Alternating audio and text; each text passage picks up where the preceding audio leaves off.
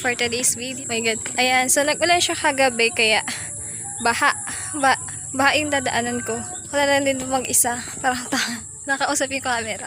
So ayan guys, ulan ng ulan kagabi, sobra. Kaya ito nangyari sa daan. Ayan. Bahang baha. And ngayon, ayan. Prepared na ako. Ayan. Suot na ako ng buta. Tubig talaga yung lalakaran ko. Ayan guys. Sobra. Ayan. Kawawa yung mga tanim na palay. Ayan oh. So, tubig ang dadaanan natin. Ano? Sa tara.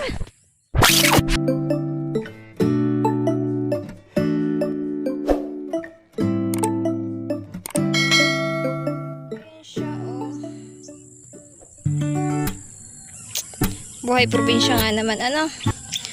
Butas pa naman yung butang na suot ko. So, paano na to? Ayan siya. Papasok yung tubig sa loob. Ay! Wala, ang lalim nyo guys. Ang lalim, oh. Grabe. Grabe yung pahirap to. Hindi na makaahon yung buta ko. Ah, pinasok na din yung isa. So, anong silbi ng pagbuta ko? Pinasok na ng tubig. Pinasok. Oh my God, ayan, oh. Pinasok na ng tubig yung loob. Kasi nga, sobrang lalim niya. Ayan. Magang-magang kauulan ito kagabi. Ito, binha na naman yung mga danaw. So, ang hirap nating makadaan.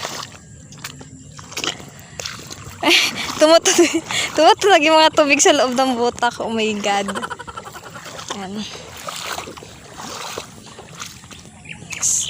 Ayan po. Pakita natin. Ano ba? Tapag muna natin chinelas natin. So, ayan, tubig sa loob. Kulay brown. Ayan. So, wala tayong pamunas. Kailangan, no choice tayo, kundi suotin ulit. Ayan, putik. And then, yung kabila. Kabila naman. Ayan, tubig sa loob niya. Oh. Kitams? Nakabutan na ako, nabasa pa rin. So, ayan. Putik na naman. Putik yung dadaan natin.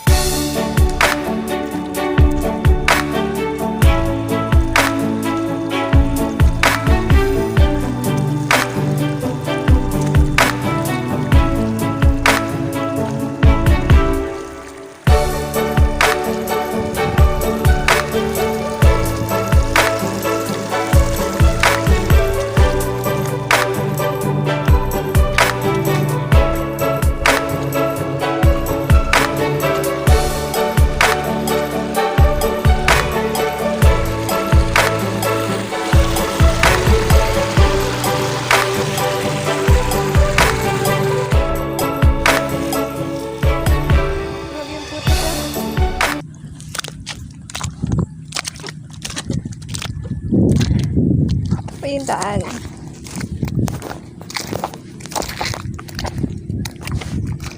So, yun siya, putik na putik.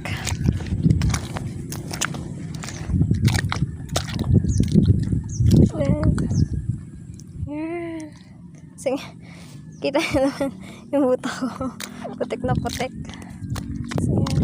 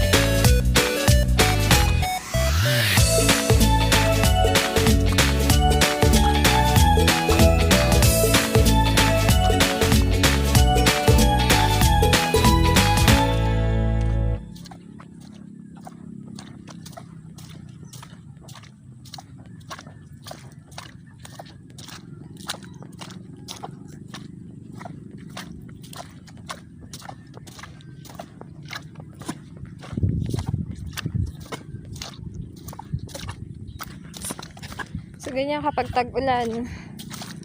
Maputik. Kung hindi baha, putik. Kung hindi putik, baha.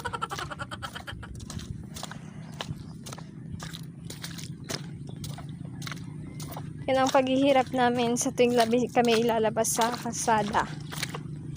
Yan.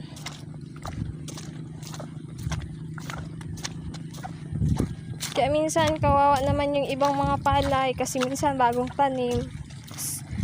Malulunod na ng tubig, gano'n, babahain yung mga danaw. So, nakakaawa.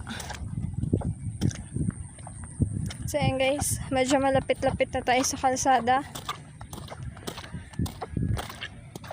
Ayan. So, ito dinadaanan ko na ngayon is pathway na to. Kaso putol. Hindi siya umabot dun sa kalsada. Diba? Bahang-baha. Dito na naman baha, another baha. So, maago siya sa kabila. From this, ganyan. Kasi umapaw to, and then aago siya doon, papunta doon sa dulo. Ganyan. Yan. Papasukan na naman ng tubig yung bota ko.